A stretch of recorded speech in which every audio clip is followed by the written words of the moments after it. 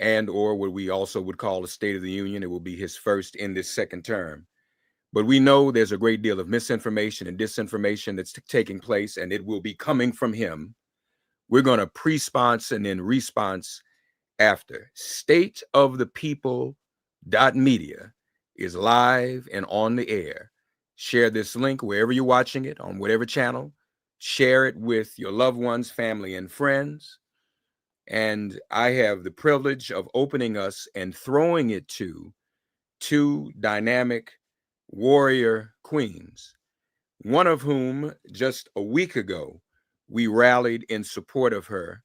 We welcome to stateofthepeople.media to kick us off our dear warrior queen, Joy Ann Reid, and alongside her, the host of Native Land Podcast, who really came up with the idea that we would do this in 24 hours, and then we organized it in 48.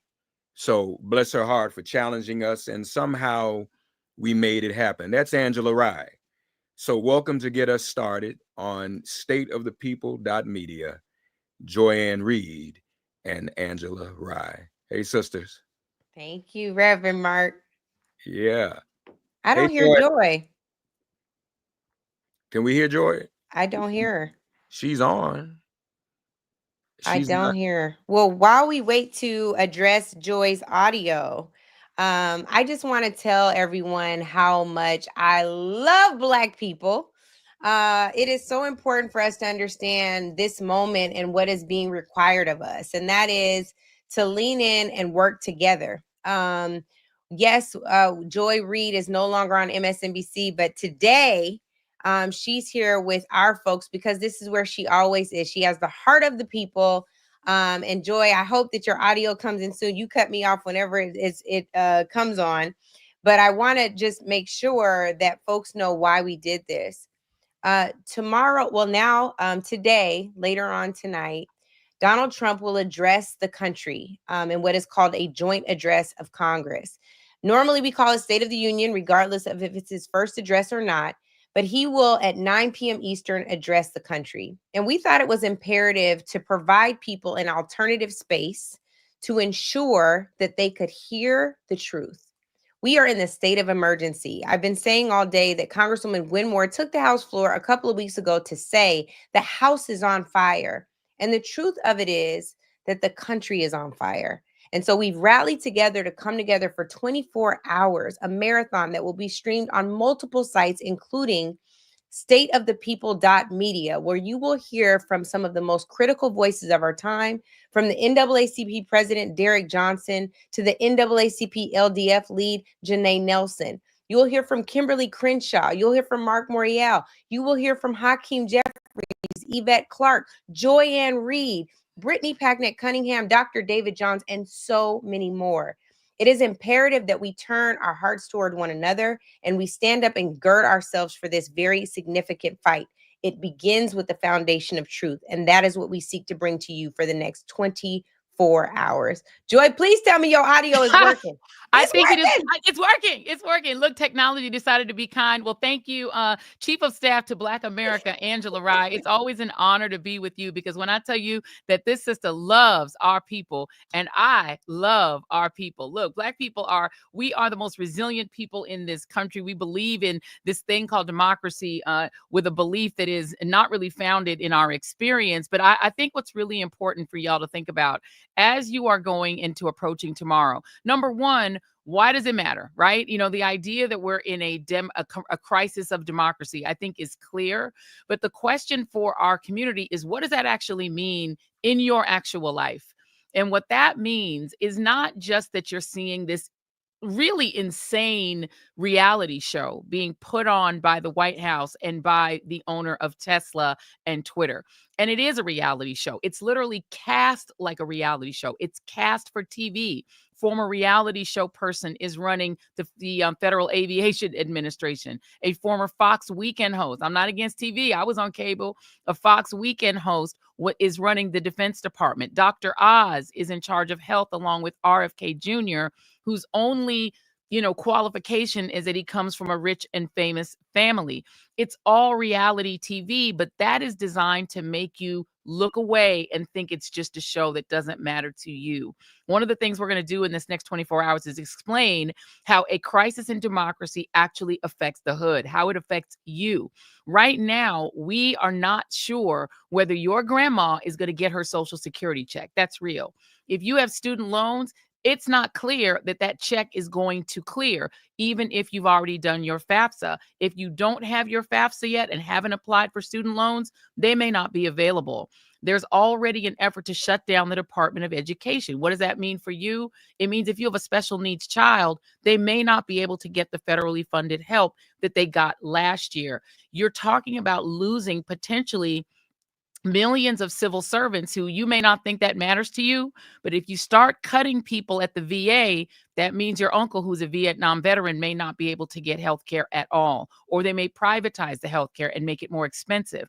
You're about to see tariffs that might kick in as early as tomorrow, which will make literally everything that is imported from China, meaning everything in Walmart, cost more. Everything imported from Canada and Mexico cost more. Cars are going to cost more. Food is going to cost more.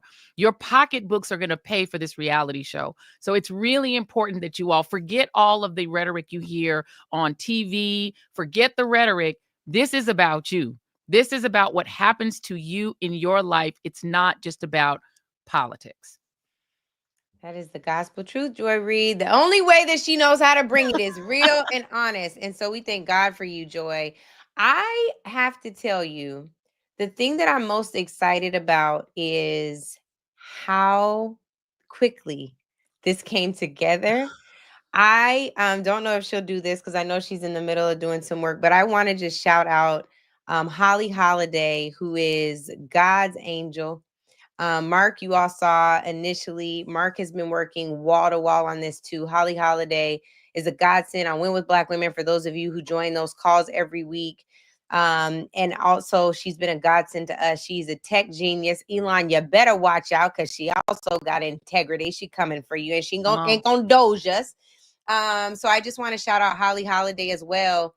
And I just have to say, I think that I am so humbled, Joy, by the fact that Black people knew what time it was. Mm-hmm. And we always do, but there was something unique about this moment where it was like, you know what?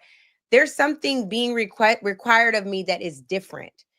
Truth needs to be told and action needs to be taken. Communities need to be protected and we need to honor the ancestors and we need to protect what is to come for future generations. If we don't come together right now, we don't know how we'll come together. So I'm so grateful for that. And I just wanted to shout that out too. No, absolutely. And State of the People, you all behind the scenes, if you could understand how many different disparate Black voices have come together for this, it is actually amazing. And in a short period of time, we're talking about not just people who come from cable TV backgrounds like Angie and myself. We're not just talking about people who have hit podcasts like Angela does with Native Land Pod. We're not just talking about people who come from radio like Mark Thompson.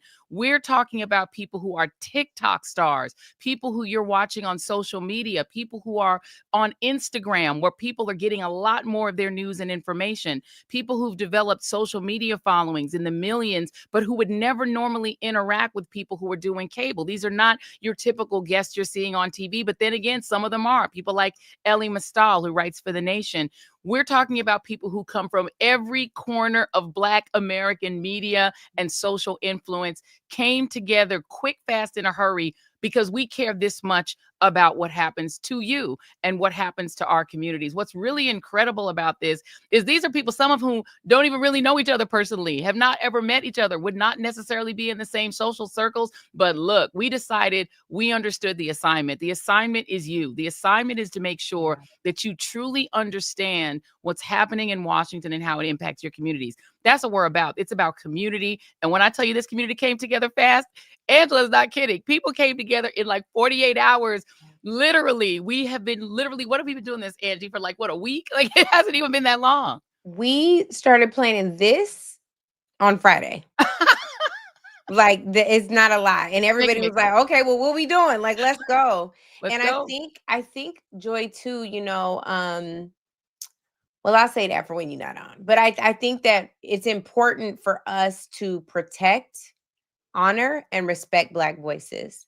And we're living in a time where Black federal workers really of all colors, but Black federal workers, people that were told to get that good government job because one day they would be able to retire with a good pension. We're talking about Black students who are, on utilizing grants for research the research grants have been frozen. We're talking about folks in communities that don't know how they're going to make ends meet. And they were told during an election cycle that eggs were going to be more affordable. Listen. And so when we think about everything that's going on, Black people are like, enough is enough for the 18th time, and I think that's the part we gotta figure that out. And so we literally have put together, I keep referencing the 1992 Dream Team from the Olympics, the dream team of Black commentators and organizers and activists and thinkers and organizational heads and members of Congress and elected officials, attorneys general, are coming to talk to you about what you really need to know. Yeah. So it's the state of the people. And we didn't say Black people on purpose because we know we're going to be taken care of in this, but it's actually all of us. It's the whole of us because we all matter. And we need to concentrate on how we preserve our own lives in an administration that's starting to look a lot like fascism. Well, and the thing about it is, Angela, we know the 92%, we know how we voted, right? 92% for Kamala Harris. And we know that Black men were 80-20 for the Democratic candidate for president. But look, the results of the election still impact us. So that little graphic of Black women sitting on the wall, sipping, cocktails while the nation burns, that would be nice if we could set ourselves aside and just watch the chaos that was unleashed, not by our own doing. But unfortunately, that fire is going to burn us too. And so all these things that are happening, despite the way that we voted and the way that we unified as a community to try to elect the first Black woman president, we're still going to suffer the consequences. And you all know that when America catches a cold, Black America catches pneumonia. And so no matter what happens, and all of the federal workers that you see out there protesting, those protests may not be us right now, but the impact that they're protesting about will be us tomorrow. And unfortunately, it will be us worse. When home prices start to collapse, ours will collapse more. When rent prices shoot up, which they will, ours will shoot up more. If they take away Social Security, our elders and seniors have fewer resources to be able to survive economically. They're going to suffer more. If Obamacare goes away, guess what? We're going to suffer more because Obamacare actually disproportionately benefited Black people. So we're on the line, y'all, regardless of whether, listen, hopefully you've rested after the election. You're supposed to rest. We deserve to rest. But right now, it's time to stand up because this is not going to get better. It's only going to get worse. And what you're going to hear tomorrow night in that State of the Union is probably just going to be a show because we know that the person who occupies the White House loves to put on a show. But it's not the show that's the problem. It's the actions that are being taken, particularly. And I'm glad we have members of Congress that are going to be weighing in because right now, Congress is AWOL. Congress has no power. The power of Congress that you elected is being taken by a private citizen because of his wealth and his influence. That ain't what anybody voted for. And by that, she's talking about unpresident Elon Musk. But on that, we have a brilliant scholar among us, one of our good sister friends. She's an activist and the host of Undistracted, a podcast that y'all definitely need to check out. Our good sister, Brittany Packnett Cunningham, who decided to stay up late with us because she already up with them babies. With the I'm babies. already up, child. I'm up being a milkmaid. So I said, let me just move one over and bring the laptop in. I'm so thrilled to be with you, sisters. I mean, listen, you all have done a yeoman's job of putting not only this marathon together, because as you've been saying, Angela, it is a marathon and not a sprint, right? So this 24-hour conversation, this counter programming is a reminder that, but also of simply making sure that we are holding up the light of truth always, Joy. We are, I'm always grateful to be with you all, Joy. I know you went through a breakup recently, but what we know is that the people ain't never breaking up, okay? We're always in this together.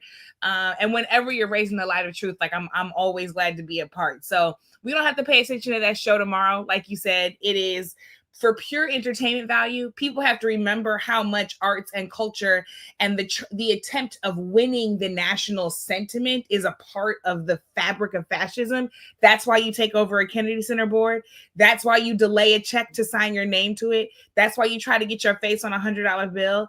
That's why you actually try to show up in such a way that makes people feel like they have allegiance to you personally, so that they will commit their loyalty and their fealty to you, right? And that's not what we're about. So we turning the TV off, we turning up the revolution, and that's why I'm glad to be a part of this conversation. Can I ask you, Brittany, because you were so involved in the Ferguson movement, and one of the things that we've seen that's really been alarming is the way that the Department of Justice has essentially withdrawn from the business of protecting civil rights. They've made it clear that the only interest that this DOJ has in civil rights is in addressing the anger of any white citizen who may not get something that they wanted, a job they wanted, a placement in school, but that they are essentially withdrawing all of those consent decrees that people like you worked so hard to put in place, that Kristen Clark was putting in place to get police departments who've been harming Black people to at least change their practices. I know the Maryland Police Department was under a consent decree because of their hiring practices that were discriminatory against Black men and women in particular. That's gone. And so essentially it's people are now free to do whatever when it comes to policing, free to hire in discriminatory ways. Talk about what the pragmatic impact of that is going to be. It's going to be massive, Joy. One of the things people often miss is that while we're looking for some kind of federalized or centralized law or statute to fix all of policing in the country, there are over 18,000 police departments in the entire country, which means that it's not possible for us to have one law that fixes everything. We actually cannot boil the ocean here. We have to take it step by step, piece by piece. And that's what the work with the DOJ was doing. That's why it was so important. Back in 2014, it was people like Vanita Gupta. Then, as you said, it was our good sister, Kristen Clark, who were making sure to continue that work. And it looked like doing a lot of the unsexy things, right? So one of the things that we pursued heavily in 2014 and 2015 that we won and that Trump 1.0 immediately overturned was stopping DOJ from and getting the DOJ to commit to no longer putting decommissioned military equipment in the hands of local police departments. So when people were turning on your show and other shows on television and watching the news and seeing armored vehicles on residential streets, seeing, mounted rifles being pointed at elders and at children and at clergy on the streets of Ferguson, and then later Baltimore and Cleveland and New York and so many other places, that was because the U.S. government was allowing that military equipment to, once it was done overseas, to come here and engage in war with the citizens at home. So working with the DOJ stopped that in 2015, and Trump 1.0 came back and reinstated that right away. Those consent decrees that you're talking about, when we find and can prove that a police department is treacherous and torturous to its very citizens, then those consent decrees are absolutely necessary, because the consent decrees say you cannot receive funding and additional support from your federal government until you correct these things. And all of those 18,000 police departments rely on some kind of funding and support from the federal government. So they're saying we're cutting off the flow until you stop disproportionately killing people, until you stop arresting people in order to make your salaries off of those fines and fees, until you actually bring some of those things to order. We're also thinking, when we talk about the DOJ, about what happens after incarceration, right? So a lot of the lawsuits that Kristen Clark's DOJ brought and her civil rights division brought were when people were dying in jail, right? So when we look at the story of our dear sister Sandra Bland, we needed people like Kristen Clark in the DOJ to come in and say, this jail, this county jail, or this state prison has a pattern and practice of actually harming people once they get inside of your doors. So they're not engaging in rehabilitation or care. People are dealing with inhumane living conditions. They're dealing with death. They're dealing with trauma and terror that should not be a part of their experience. All of those things are now completely gone. There's no funding for it. There's no staff for it. There's no interest in it, because this is a government, this is an administration that is interested in continuing those very things. in making sure that we are being put in our place. And they're going to use this DOJ to make sure that that happens. So not only have we lost the good things, we're going to be dealing with a whole lot of bad things, and a DOJ that's going to be used not only to help white people achieve even more, but a DOJ that's going to be essentially vindictive, right? And is going to be the vindictive arm of a vindictive president. Wow. Well, I just have to say, one, Britt, I'm so glad that the babies have you up late. I mean, I'm glad you all are up late. But I want to tell y'all, as fellow church girls, this is something that's been on my spirit literally since we decided to do this from midnight to midnight. Earlier this year, actually the day before inauguration, I had a speech and I was trying to think about something different I could say to honor Dr. King. And I looked at one of his speeches that dealt with midnight. Right. And so I thought about this because biblically, when we talk about this, I don't mean to take y'all to church, but just bear with me for a minute. I got the hymnals behind me. We can go. You like we can go. So biblically speaking, they say that the darkest hour is at midnight. But the other thing that we know is in the Black church tradition, we have something right before New Year's called watch night. And so the thing that occurred to me was, even if it is at the darkest hour, it is our spiritual tradition, our practice in it, our inheritance, our legacy, and our responsibility to watch over what is happening. For those who came before us, our present and the future, we have an urgent responsibility to watch what's happening.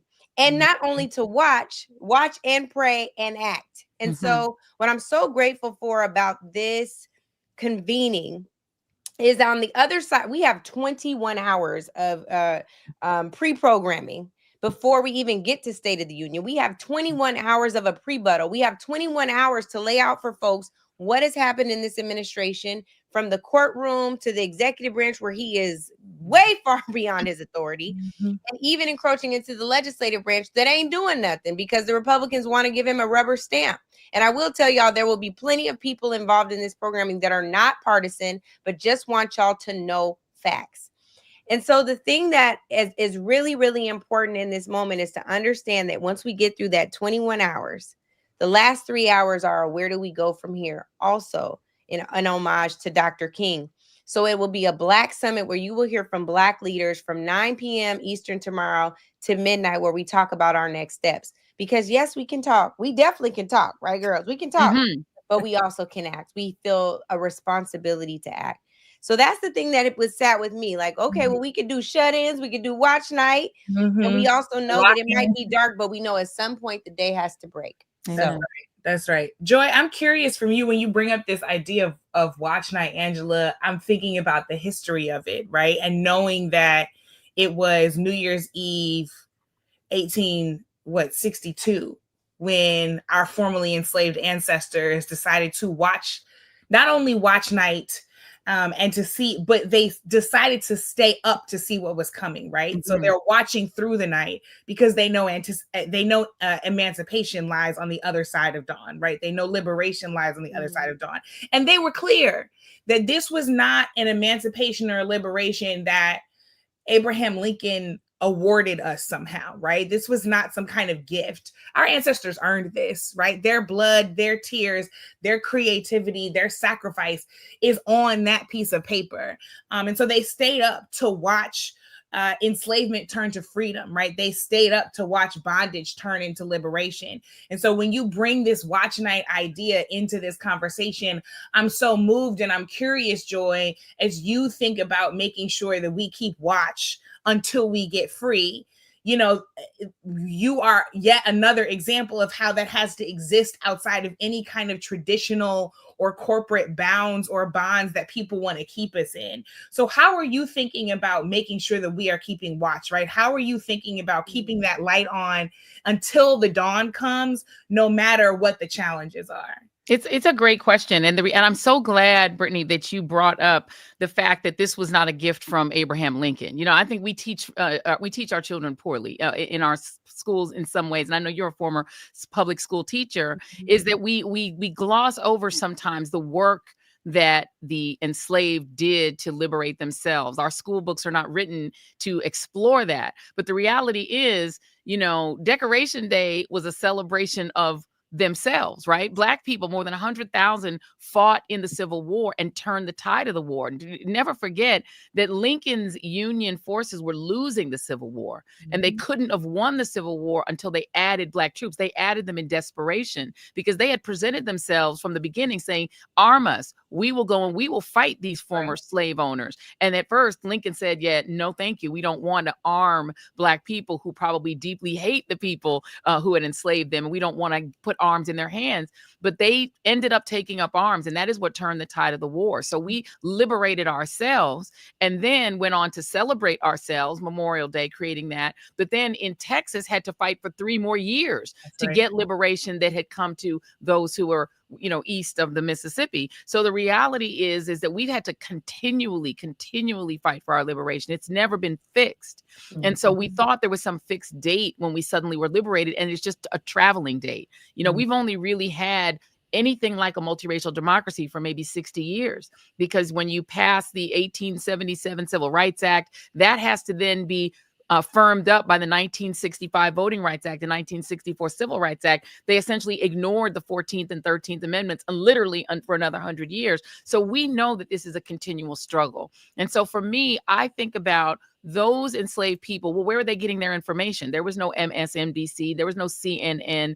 There was no internet. There was no Twitter. There was no Instagram. There was no TikTok. How were they communicating with each other in order to create this liberation force that was much more powerful than what we have to deal with now with all our technology, right? So I think about the ways that we have to get simple about how we communicate. We need to think about communicating in community. I know we used to hear a lot of our stuff right in church. We church girls, you know, we used to hear a lot. It's not partisan politics, but voting politics, why you needed to vote, what you needed to do, what you needed to know about what your government was doing. We need to think about those. We were pamphleteers. You know, Ida B. Wells was a newspaper woman. We were reading our stuff in paper.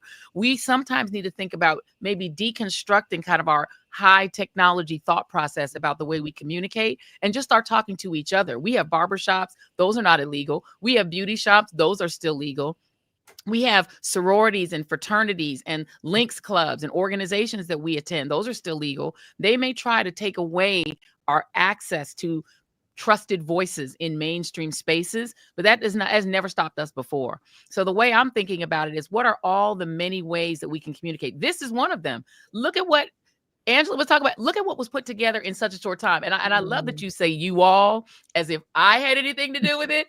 Angela Rye. You all, because it was a team effort. Listen, if you have 2 babies, Angela baby is this, because she created this, and I was literally, you remember what you call it, Ponch and John, but John was the one in the side. I'm like the side friend, you know what I mean? I was riding with her. That is not true. In the big bike, and I'm in that little car. I'm gonna let you get away with that. That's a lie. I've been like, hey, I'm in here with it, because this was a labor of love. So I'm just saying, let's just get simple. We can communicate what's happening in Washington in straight up simple terms, wherever the hood can get it. Put it where your auntie can get it, where your uncle can get it, where your cousin can get it, that doesn't vote, doesn't care about politics. Pull them off the couch and say, hey, this is what's happening. Explain that to people. Don't wait to hear it on TV, because you may not. Well, speaking of hearing things on TV, we have the lovely, illustrious, our sister friend, Carrie Champion, who is a journalist. She is a commentator. She is amazing. And we also are being joined by Queen Joteka Edie, who is the founder of Win with Black Women. Now, I just got to say something, y'all. I just got to say, Reverend Mark might have kicked us off, okay? But let me tell you about Black Woman Power holding it down since Harriet Tubman, Sojourner, and Eve. Okay, we'll call her Lucy later on. But let me tell you.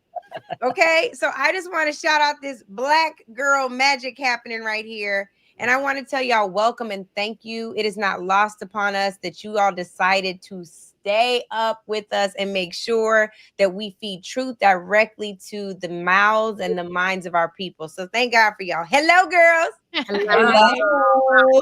Let me first say, amazing. This is so amazing. Jaquetta, I saw you all week. It feels like it. Joteka, what'd you just call her? I'm sorry, Joteka. It felt like a whole family. I'm tired. Angela, it's midnight. I was gonna say we sleepy, but we here. The ancestor said stay up. Well, go ahead. You guys listen, I was in the bed and she was like, no, you're not. I was in the bed and I was like, let me wake up. Okay, I'm not in the bed. I saw you all this week except for Brittany, and I just want to say it's an honor to be here. Angela, you really are something special, and I'm only you don't like to receive attention and or praise, but we thank you for putting this together. Amen. And being resilient. With a group of a lot of people. We call this Angela Ryan friends, because when I tell you this lady, that's 473 Black people. It's not okay. There are people. We can go down the list, but you know that Mark he stays on our head to make sure that we do this. And I don't know how y'all feel about it, but when you get a text, you're like, all right, I want to help because I know her heart. And so I'm thanking you and everybody who put this together. So just receive the compliment, okay? Amen. We're moving on. Joy, I love you. Thank you so much for being who you are and how you are. And we need joy. We got joy, all types of joy. I appreciate you being there for us and showing up for us. That breakup was sad, but necessary, because look what we can do now, right? Look what we can do now. And can I just really quickly jump in and shout out Joteka? Because let me just tell y'all something. There is probably maybe two people who can get Oprah Winfrey to move. Gail and Joteka. It's about and maybe I'm sure there are many other people. That is facts. That is a true story. It's true. That's right. We're gonna have to add some more people. It's a few people. And Holly, we gotta shout out Holly, because I don't know how to make. I don't know why Holly not on here, but she knows how to get on here twice. That's the Jedi, right? She making sure we stay live because the feds is out to get us, y'all. The feds is gonna get you. Yeah, Holly's not in the bed for sure. We're going to call Holly Holiday the tech support to Black America. Because when I tell you, she knows how to make every kind of technological thing work. And I have no idea what she's talking about, but somehow it all works. Holly, please. Joy, I told you I was calling them our elemental P's. Because they were throwing out letters to me. And I was like, I don't know what you're talking about, elemental P's, but I'm here. I'm going to do what I need to do. But Holly Holiday, if you don't get on here, I want everybody to know Elon Musk better watch out. Because Holly Holiday coming. This is power right here. Look at this. This Black women power right here tonight. Ooh, I love it. Jedi Mind, you're getting that. Holly, thank you so much for this. I love you for the studio chat. Really quickly, did we talk about NAACP getting honoring Joteka and how yes. Let's do that. Yeah, let's do that. Joteka, tell everybody about the award you got. And for people who don't know, because everybody who's watching does not know about the power of Win with Black Women. Yes. Talk about how that came to be while Holly Holiday is coming out of the clouds because she is an angel on earth. Talk about this. She is that. And where did Holly go? This she working. So first of all, this is amazing. And Angela, you deserve every last one of those flowers that's behind your head. Yes. And the entire team and everybody who's come together to make this happen. And yes, I was super excited and honored to receive the NAACP's Social Impact Award. But this year it was super special because this year they renamed the honor the Mildred Bond Roxborough Social Impact Award. And so for me, it was just extra special. A lot of people, they know me from different spaces. So some people know me from Silicon Valley. So they know me from my business. Some people know me. A lot of people know me from Win with Black Women. And I think a good number know me from the NAACP, but I was 7 years a member of the staff of the NAACP. I was senior advisor to the president and CEO. I led all the voting rights work, all the international work at the United Nations. And I had an opportunity to work very closely with Dr. Mildred Bond Roxborough, who's also my soror. And so she is the oldest living employee of the NAACP. She's 98 years old and she Wow. still works at the NAACP. Wow. So if you can imagine the history that she is. So I love our senior saints and our wise elders. So I've always found myself going to sit at their feet, whether it's Dr. Janetta Besh Cole, who I always say, find your inner Dr. Janetta Besh Cole when you feel yourself kind of moving, in a different direction. It's like, find that. And the late, great Dr. Hazelyn Dukes, whom we just lost, who was very much like a godmother to me. And like Dr. Dukes, Miss Roxborough, she taught us all a lot.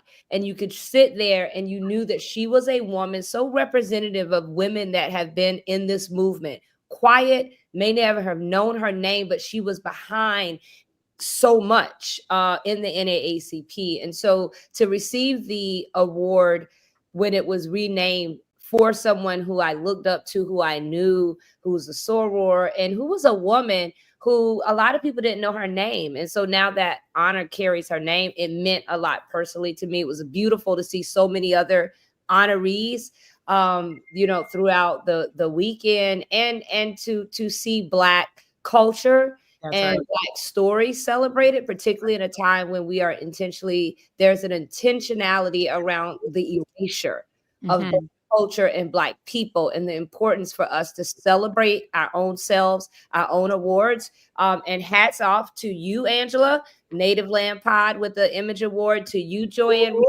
2 Image Awards, and all of the nominations. And I'm always filled. I think I'm on like my 5th year at the Image Awards, and to go from being a staffer that was like, carrying stuff around to receiving an award was just surreal, and it was an honor of a lifetime. That's awesome. You deserve it. You deserve it. You It's been deserved. Thank you so much for that, because the speech was beautiful and it was special, and you could feel it in the room.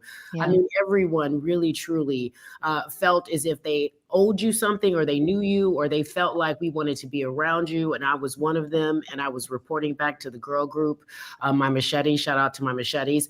I do want to say this, because earlier, Joy, you said something, and I want to talk about that for a minute. The idea of making sure that we make it simple and plain. And what we're doing right now is giving it to the people and making it simple and plain.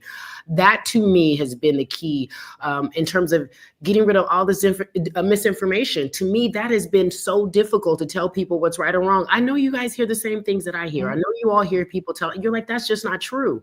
And my hope with what we're doing is that we do bring facts, but how can we cut through? Like, what do we do? Do we keep doing this? What other aspects, Joy, do you think that we can provide so that people can have that information?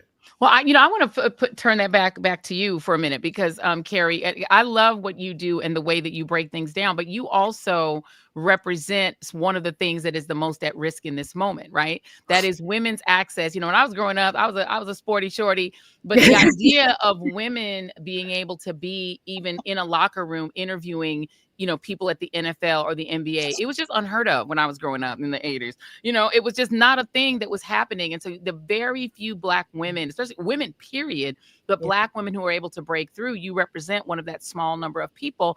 And you're starting to see that roll back. This idea that DEI is a bad thing, that there should not be Black women and women, period, in these spaces. But also to the point that you asked about, Carrie, I would love for you to expound upon this. One of the ways they catch us is they get something that might make people a little uncomfortable, but they aren't personally familiar with it, and then they milk it.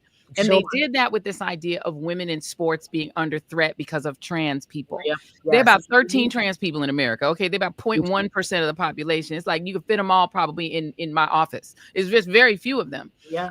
But there's this idea that is even gone into our communities that you've got to put your foot down and stand up against them as a threat to women in sports. And the real threat to women in sports is misogynistic men who don't respect WNBA players, etc. Right? So for me, have you felt like that part of disinformation has sunk in among people you talk with? And what is the answer that's simple that can say that just isn't a thing? Well, about 2.5 years ago, maybe even 2 years ago, there was this movement that trans men were getting into sports, and they were taking, in some form or fashion, they were taking away rights and places on teams for women. And I think it started during the Olympics. There was a one, and I don't want to use her name because it's not even necessary to use her name, but in Olympics, there was this track star who had more testosterone than estrogen. And there was always these comments around her sexuality. And that was a low buzz on the dark net, and people were talking about it, and it started to build, and it started to have momentum. There were a few television personalities who lived on the fringe of sports, who were trying to make a name for themselves. And they grabbed onto this one key issue because it began to outrage people, and they saw that it got more attention, it became more viral, it became a hot topic to talk about, with talking points that were easy to say, this is a threat. They are yet again, this is something they are taking away. So if I got a call from a friend who said in real time, she was talking to some moms, and she was saying, I was with these moms and they were telling me these things are real threats. How do we take care of it? This is an issue. We're going to take this to our school board. We're so upset. Now, none of these things are real issues. There are, as you pointed out, 500,000 athletes, I'll take from the collegiate level, NCAA, 500,000 athletes on the collegiate level. Of those 500,000, maybe 10 were trans or attempted to be in play in that role. 10, maybe 10 across all the universities, all the schools, all the colleges, maybe 10. And I'm approximating because I know it could be, like you said, maybe 10 or 13, but it wasn't a real issue. But for those who were conservative, it became such a talking point that for some reason, they got lumped in with a lot of people that were LGBT, right? These lesbian and these gays, not trans, but lesbian and gays, who were saying, what are we doing? Are they trying to be trans? It were all of these different conversations we were having, and no one was cutting through the nonsense. And as a result, you mentioned the WNBA, they found themselves being attacked. They found themselves being targeted when it just wasn't an issue for them. And now what we have to learn is that we have to say that that's not a real issue. I found out that no one was even speaking on behalf of trans people or saying this isn't a real issue in these schools. I felt like, and if I'm being honest with you, the WNBA in particular, because so many people started to pay attention to them, were afraid to find their voice. They didn't know. They didn't want to turn away the new attention that they had found, the money that they were receiving. So they weren't feeling very comfortable in talking about these issues. And if there was any real threat, the threat is that these women weren't allowed just to play sports as women. To your point, misogynistic. They were told that they had to be a certain way, act a certain way. And we saw it clear as day with an Angel Reese and a Caitlin Clark. Angel Reese couldn't do anything, and she was getting called these names, and there was all this cosplay talking about what she was and her sexual identity, and if she was too sexy, while Caitlin Clark remained an angel. And so if we live in this space and we start talking about what we can do, it is to tell someone in real time, this isn't even an issue. It shouldn't even be a concern. It's not even on anyone's list of issues in college. That's the thing that I'm talking about. Coaches aren't concerned about this. There is no real issue. And so the only way that we can continue to try to fight that type of idea that trans are taking over in college sports is by saying, let's talk the numbers. And I told you what the numbers were. They don't even match up. It's a difficult place to be in right now because people want to believe what they want to believe. We can say all day, here are the stats, but they are going to believe what they want to in that particular instance. And so we have to keep trying to use these platforms to change the way people feel, to give them education, to give them talking points, all the different things that we've been trying to do in our own rights. But it's hard to do now, as you all know. You know what I think is so important that you bring up, Carrie? Even beyond the numbers, is that we understand what game people are trying to play with us, right? Because in my book, I don't care where you went to school, how many degrees you do or don't have, what language you speak. I don't care what media you consume. Nobody likes getting played. And so if we can be clear with people about how they're getting played, then we can protect ourselves. Here's what I mean by that. Any type of oppression, whether it's authoritarianism, fascism, good old-fashioned racism, sexism, etc., all of it relies on creating an enemy, creating somebody who's a scapegoat for all of our problems. If it's not trans people, it's immigrants. If it's not immigrants, it's Black folks. If it's not Black folks, it's specifically Black women. If it's not Black women, it's disabled people. The people in power have to decide that there is somebody to attack. And in order for the people in power to get the rest of us on their side, they have to point to that person that they're attacking and say, they're a threat to you too. Trans women are not a threat to me, right? Our trans siblings are not a threat to any of us, whether it's on the sports field, in a restroom, or, in school. It's just not true, right? So even beyond the numbers, there's a recognition that we have to say, you trying to play me right now. Mm-hmm. You are trying to convince me that somebody is my enemy who's not my enemy. And guess what? You're doing it to trans people today, but you did it to Black women yesterday, and you're going to do it to Black women tomorrow. So I'm going to be smart enough not to fall for the bull and recognize when you're just trying to point me in a direction that doesn't benefit me, but only benefits you. I want to just jump in here because Joteka promised me she only had 15 minutes for me. And so she said, I'm already in the tub. I was like, great. It'll be Wash up. I was going to say, Carrie was in the bed. I was in the tub. Get out the tub. I love you guys. But I want to say this because, again, we talked about Black women pulling things together. And Joteka, you have such a marvelous blueprint that all of a sudden now we got to win with Black men too. And we're not mad at it. We're happy about it. But can you please talk about why win with Black women? Why in this era that is so important? And before you answer that, I just got to say there's one more Black woman that we winning with today. This production would not have happened without Ashley Allison. And I want to give her kudos. That girl is a beast. She sleep right now, but we're going to make sure she gets loved on. When I tell y'all, I would tell you like, oh, this feels good. Give me. I am not taking, when I tell you Rachel Norlinger on press, Stephanie Young on strategy, comms, Sierra Johnson on digital media kits. I mean, Avani and Chloe, like we are winning with Black women, and the men came through too. Okay. Yes, Jamie Harrison came through for interviews, a panel. We got AGs coming through. Yeah. But Joteka, can I just say real quick before Joteka picks up, I can testify that Ashley was on about business because we were on the same flight yesterday coming back from California. She was sitting in front of us. And when I tell you, she had the largest laptop I've ever seen in my entire life. And this lady did not eat. She didn't get no food. She was working. I could see I was sitting behind her like a caddy corner in the 6th row. She was in the 5th row. And when I tell you that sister was working on this, you could see it on her enormous laptop. That lady worked from top to bottom. She was working. Thank God for a privacy screen though. Yeah, she did need a privacy screen.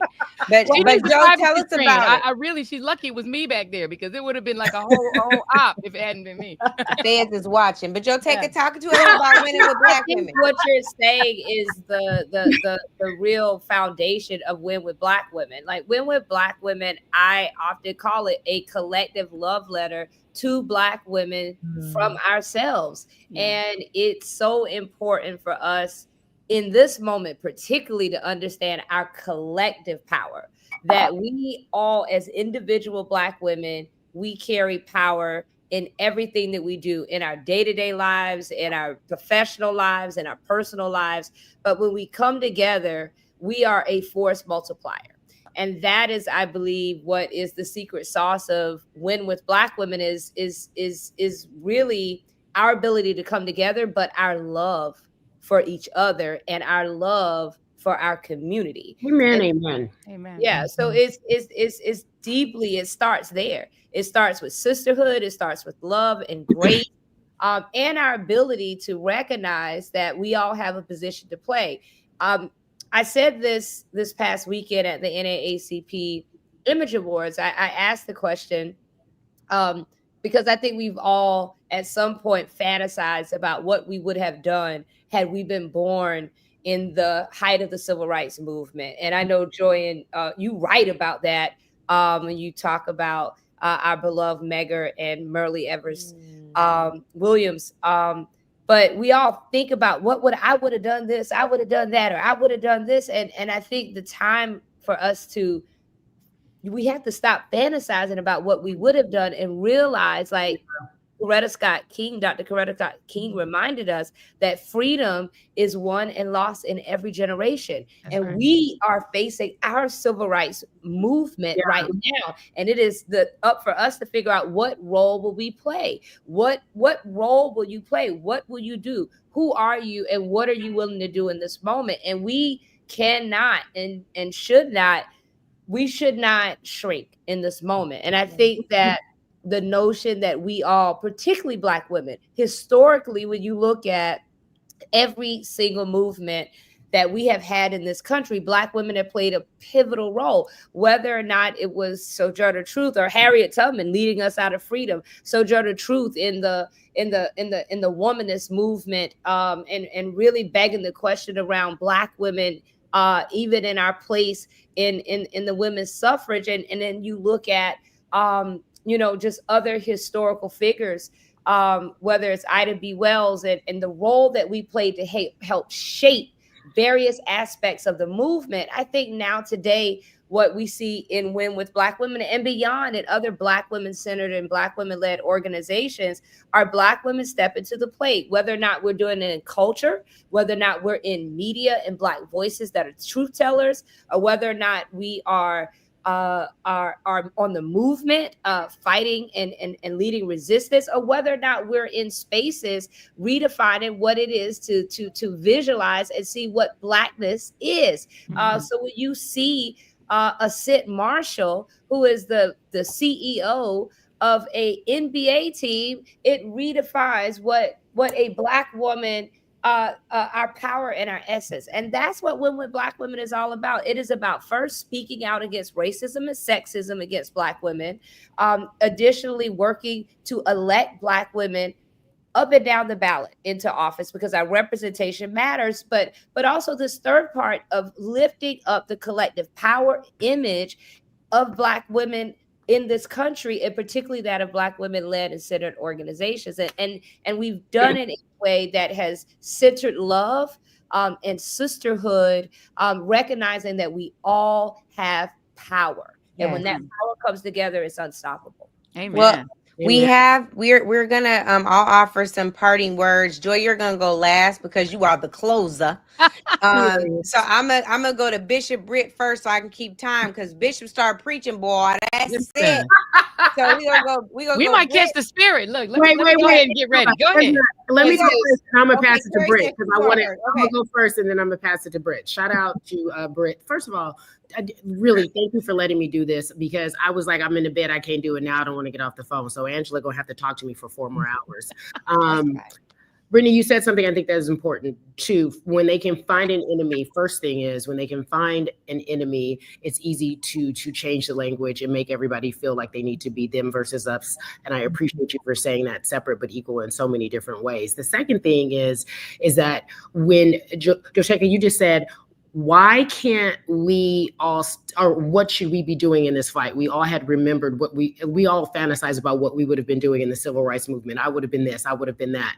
I had Britt on my podcast and she said, the blueprint is already there, and everyone fighting and everyone being involved doesn't always have to look the same way. Right. I could be, if in theory, I could be a cook and I could be providing food for people who are protesting. Mm-hmm. It could be that simple. For people at home who feel like they can't speak out or they can't be in front of the camera or forward facing, there are so many ways that you can get involved to help. And Britt, I thank you for reminding me of that. And I just want to let everyone know, no role is too small. No thing is too simple. Whatever you are doing at home that's helping, whether that's $5 to $5 million, it matters. Don't make yourself feel as if you have to do what we are doing. Do not simplify your existence, because it is important. And Britt, I thank you for reminding me of that, because I keep telling people, you got to be on TV to talk about making sure we're doing it right. You ain't got to be out there on the front line in every single aspect. You could be cooking, you could be building websites, you could be doing so many things to help the movement. It just looks different, but the blueprint is there. I'll give Amen. Amen. That's so powerful. We all have a position to play. We all have a position to play. Well, since you started, Joe, you start, and then we go to Britt, and then I'll go and Joe's I'm just gonna sum it up with wise words that came from my elder grandmother. And she says, when someone shows you who you are, believe them. Mm-hmm. And I think in this moment and in time right now, that we need to believe what those that are in the White House have told us over and over again. That's right. That what they're about. And let's not try to make it anything else. And I think that's why what we're doing, the state of the people, is so important. To understand that our voices matter, and that we have power. And that's the most important thing, that understand that we have real power, and we can never let anyone lead us to believe that we do not have power, because Right. I mean, 514,000 people turned their television off on a certain network, and that's power. That's power. And so within 24 hours, and so that is a signal, I believe, that people in this country are ready to act. And I think when we do have these milestones, it's important to lift them up and celebrate them. I love that. Britt. It's so right, Joe Taken, when you say that when people who show you who they are believe them. We know who they are. Let's be very clear about it. And let's make sure we always know who we are. Exactly. Right? Because at the end of the day, and my friend Brittany Cooper says this, and Coop and myself and our friend Dr. David Johns will be on this stream at 4:00 Eastern, continuing this conversation. But she said on an Undistracted podcast episode, I refuse to be impressed by them. Right. I mean, we want to say, well, they're organized and they got this going and they got that going, and their evil is so organized. It is. And we are descendant of those who survived. Amen. I know what I'm made of. I know who I come from. We were talking earlier about emancipation. I have 2 ancestors that fought and died in the U.S. colored troops. It was their pension that helped my family to survive, right? That's the blood running through my veins. So I don't care how clever they think they are. I don't care how smart they think they are. I don't care how evil they are. I don't care how creative they think they are. I don't care how cool they think they are running around in them goofy clothes and in shirts. I don't care. Because I know who I am, right? I know who y'all are. Every single person watching this is a person who has decided simply by joining up, whether you're on camera or you're streaming from off camera, or you are behind the scenes making this thing happen. All of us decided to know who we are and to act like it. And that's what we have to be about for the next however long. We know who they are, but I know who I am, and I know who y'all are, and we don't lose. Amen. Thank you, right. Britt. We do not lose. I am I'm just going to tap in here to say that this is the way the marathon needed to start. It is a marathon. It is not a sprint. We are just getting started. Stateofthepeople.media is just beginning this 24-hour stretch, but there's so much more to come. The one thing that I hope that you all will learn from us is there is something that all of us can do. I pray that you will lead. I pray that you will learn. I pray that you will love. I have been taught in this group within such a short time frame that we get so much further when we love on one another. We accept each other for where we are, for who we are, for what we are. Now we can go forward. And that is what this moment requires of each of us, to accept and to move forward. There is way too much that we agree on to let little petty dissension and division divide us. So I ask that you all will first lead by ensuring that your folks are registered to watch stateofthepeople.media. Make sure you spread the word. We want to make sure that all of our people are informed, not with misinfo that they'll hear all night tomorrow, but with real info. We're not even watching that thing. We're going to inform you right here for 24 hours, running right through the State of the Union, or what is called the Joint Address tomorrow. And then I also want to kick it off to my girl, Joy Reid, who is the People's Champ. When I tell y'all you cannot mess with Joy, when I tell you we need Joy, when I tell you When Will Black Women got a t-shirt to prove it, Joy, we need you. And that's why you'll close us out before we turn it over to the 1 a.m. panel. All right, I'm going to be mindful of time, but I want you all to look at this screen right now. Those of you who are live streaming, wherever you're live streaming it, I love these women so much. But the love I have for the people that you're seeing on this screen extends out to everyone who has been a part of State of the People. Because when I tell you we love people that we don't even necessarily know in person, that we've never met, and we came together because we love this community. We love our people, and we want to make sure that the people are safe. And I'm gonna end with a very simple saying. It's an old, actually Greek saying, and it is that you can say that you don't care about politics, but unfortunately, politics cares about you. I know a lot of y'all say, I don't care about that. I don't follow politics. A lot of Black folks say this to me all the time. I don't follow politics. Politics follows you. Politics is whether your kids can get Head Start. Politics is whether the police can kill you and get away with it and not be prosecuted. Politics is whether you can get a student loan. Politics is whether you can get a mortgage, whether you can be discriminated against to move into the neighborhood you want when you have the money, whether you can get a job, whether you can get a job without discrimination, whether there is a government, a federal government that will come to your rescue if you are harmed or discriminated against. Politics is literally the things in your life that you don't even realize happen through a vote. Social Security, Medicare, Medicaid, all of the benefits. You think the STEMI is not politics? That came through politics. It was Congress that gave that to you.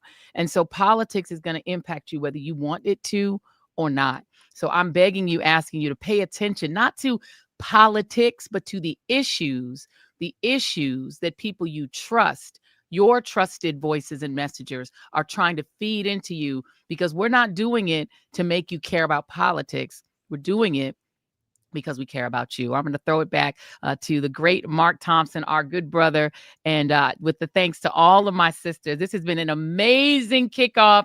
I could not think of a better kickoff with this incredible panel. But, you know, it's a girl power panel, but we're going to let the brother come back on in and talk. We're going to let him in the room. I am unworthy coming in behind y'all. Can I say one thing really quickly? And I it's so important.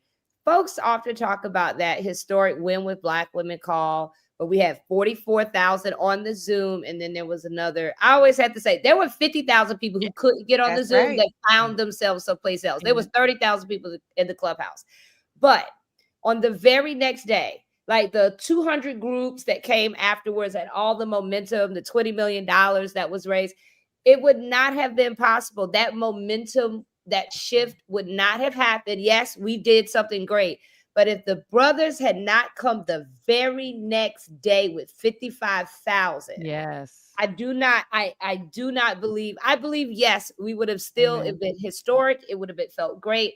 I do not feel that the rest of the groups would have had the courage and the conviction to organize as quickly as they did. So shout out to the brothers for always having the sisters back, because people often talk about the 44,000. Well, really it was like 90, but 44,000 on the Zoom, but the brothers came right next to 55,000. And that's what it's about. It's about our unity. It's about the Black family. It's about they try to divide us. They will continue to try to divide us, but we are more united than they ever know. Now, Joe, now you guys, just so you know, we over time. These lawyers might sue us for being in a panel. So, Mark, can we at least wave to them while you bring them in? Well, but as I do that, let me just say to all of you warrior queens, I want to remind everyone of what the great Osajifo, Dr. Kwame Nkrumah, said, that we will judge the revolutionary awareness of any nation by the political maturity of its women, not of its men. So you all represent our political maturity, and we are thankful. Let me bring the Justice League in. Yes. Say hello real quick before we get ready to bounce and do the handoff. We've heard from our warrior queens to get us going. Yes. And I think Crump is somewhere in there. There we go. Oh Lord, we're staring at Ben stealing, child. Ben, you on live? What you doing, Ben? What's going on, Ben? Where's Ben? We need Ben in there. Okay, Ben's representing me because there's always somebody to mess up the Zoom, and that's usually me. And that was Ben. I feel good. I'm not alone. Ben just finished a town hall in Altadena. Ben has a real job, see, and he was working. I'm calling him anyway. Ellie and I are just talking about it. He tonight is actually still doing the thing. So I'm stuck on your background though, Monique. I mean, like it's. I'm like, let me get my television. Oh, I know. I want one more. That's cute. No, because Angela is scary, y'all. Yes. You're not gonna tell that lie. I'm not scary. That's the ancestors scaring you. I'm not scary. I gotta be ready. Whatever. The Mark has grandma, not had the the great opportunity. grandma in her spirit makes me know show up right or don't come at all. I have Mark is experienced just trying to that. introduce this panel that's already started talking. That's all Mark I is trying have to do. experienced Y'all that not gonna just fool this me. week. Mark, stop that. That is not true. Mark And, got, I am Mark going got to loved speak up. on, and I am Mark, going to Mark speak put up me in for- my I'm place going and to told me speak what I up for didn't. Angela Cole, which is the inner Dr. Janetta Besh Cole that lives inside of Angela. And I get that. I get Angela Cole all the time. So I'm gonna speak up for Angela Cole. For her and inner it's- Dr. You Janetta guys, Besh. all Mark is trying to do is introduce this illustrious It's all he panel. wants. He That's wants all to he's trying introduce to his do. panel so badly. Let us go, Mark. So What? we going. claim your time, love Mark. y'all. Claim your Take time. care. Bye. Love Bye-bye. you Love all. y'all. Go I'm Love gonna take shut care. off 5 Kari, minutes. Joy, Brittany. Bye-bye. Thank you all. Angela, thank you all very, very much.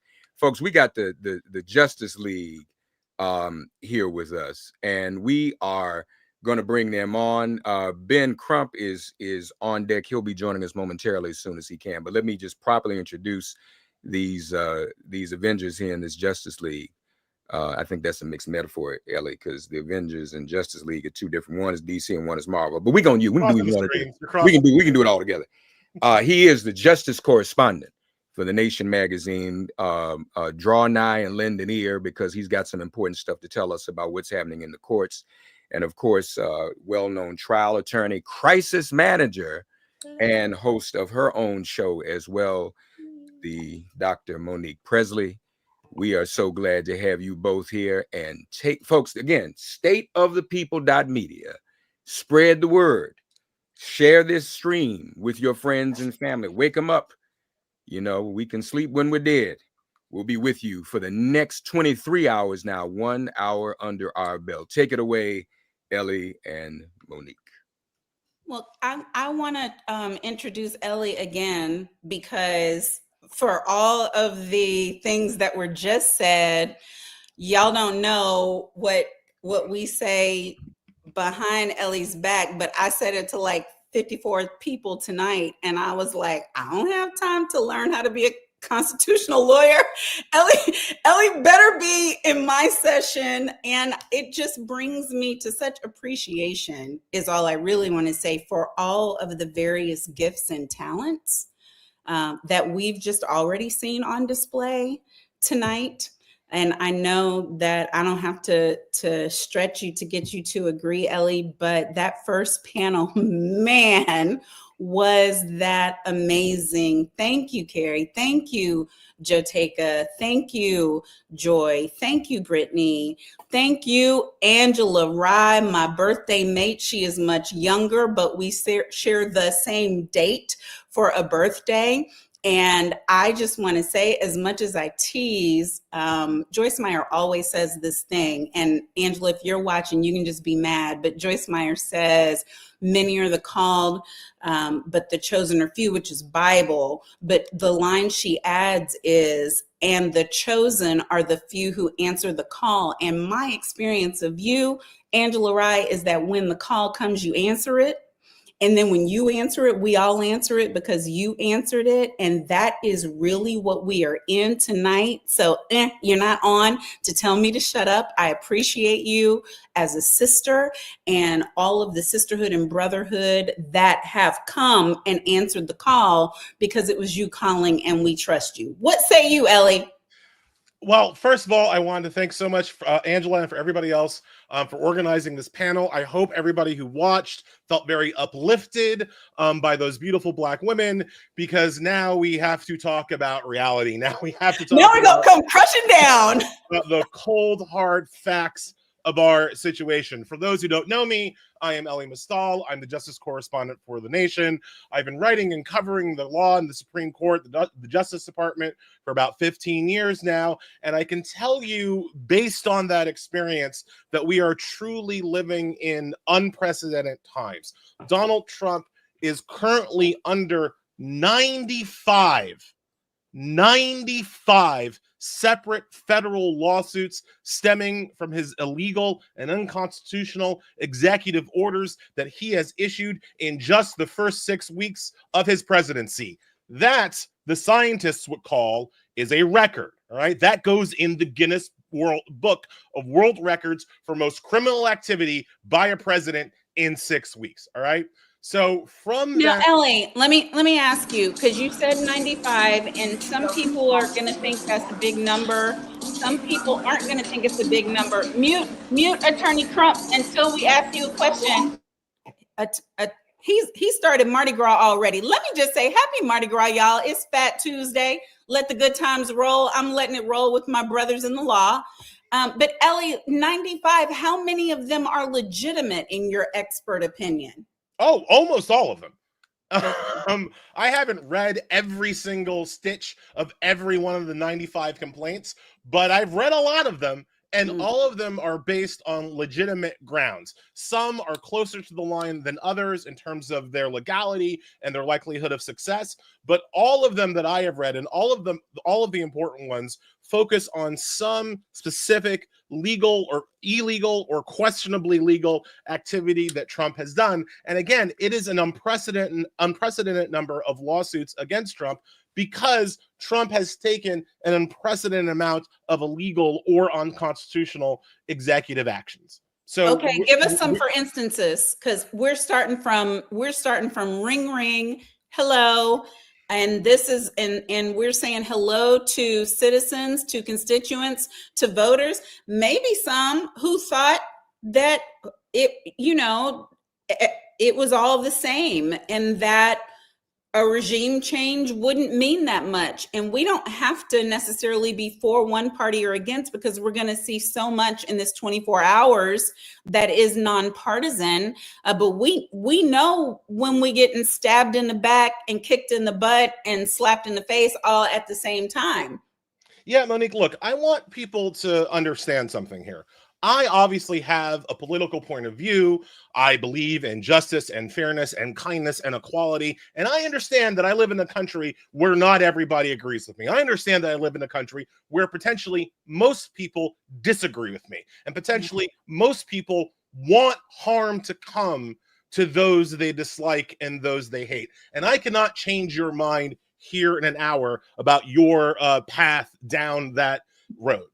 What I can tell you is that even if you hate these people, even if you hate certain issues, even if you agree with Trump on some of his cruelty, surely we can all agree that there is a way that a president of the United States is supposed to enforce and apply the law. And so when we think through some of these lawsuits, the thing that I want people to remember is that even if you think that the policy is right, the way that he is going about it is either illegal or unconstitutional. So let's start with the biggie, birthright citizenship, right? Now, I know that there are a lot of people who are not me, who don't like immigrants, who don't like illegal immigrants, and I can do nothing to help your soul and fix you in this hour. But I think we can all agree that the 14th Amendment of the Constitution is a thing that actually happened in this country. There was, if you kind of remember your history books, we had like a war, and there was a winner and a loser of that war, and the victors wrote some new constitutional amendments, and one of them was the 14th Amendment. And the first thing the 14th Amendment did was establish citizenship for all of the former slaves. And they did this by inventing an entirely new thing in American history up to that point. The concept of a federal citizen, a citizen of the United States of America.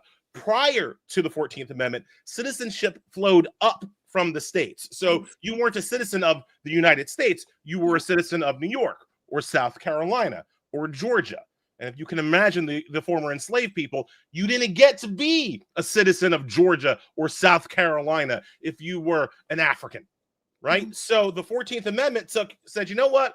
We're not going to let Georgia decide who gets to be a citizen or not. We're not going to let South Carolina decide who gets to be a citizen or not. We're going to create a new thing called a federal American citizen, and we're going to make sure that that is protected in the Constitution.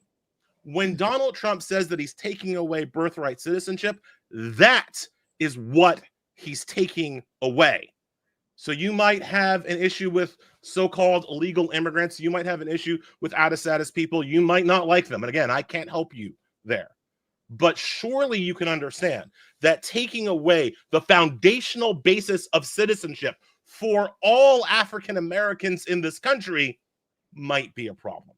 And that is what his birthright citizenship executive order does. It tries to change the terms of the 14th Amendment via executive order without a constitutional amendment to change the 14th Amendment. And that is why he's being sued multiple times over that. And that is why I think even with this Supreme Court, he is most likely to lose those cases, because that executive order is facially and banally unconstitutional.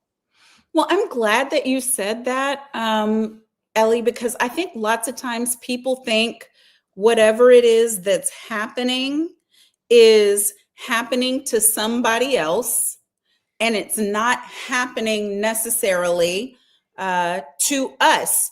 But I'm going to bring Attorney Crump in because we don't want to just have dinner with you, Ben. We hungry too. We need you to come on in.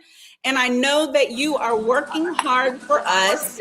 I watched practically all of the town hall in Altadena today. So I think, Ben, if you could just start for us there, because is there even a civil rights division anymore in the Department of Justice? And do they intend to do anything at all to uphold our constitutional rights and privileges? And what are you seeing out there in the street?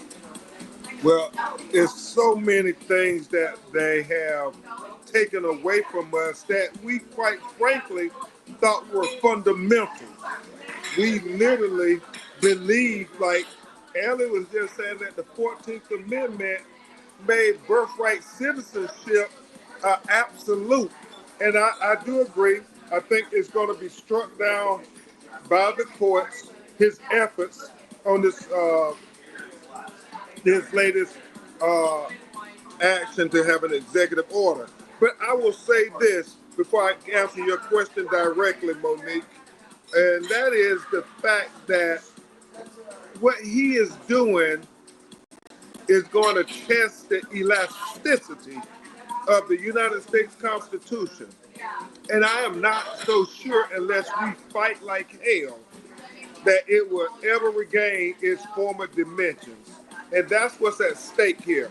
When we talk about the Department of Justice, and historically, when we think about the civil rights era with Dr. King and John Lewis, it was President Kennedy and President Johnson turned into the Federal Department of Justice to come and make sure that the states did not trample on the constitutional rights of Black citizens, brown citizens, Native citizens, any citizen that was being marginalized.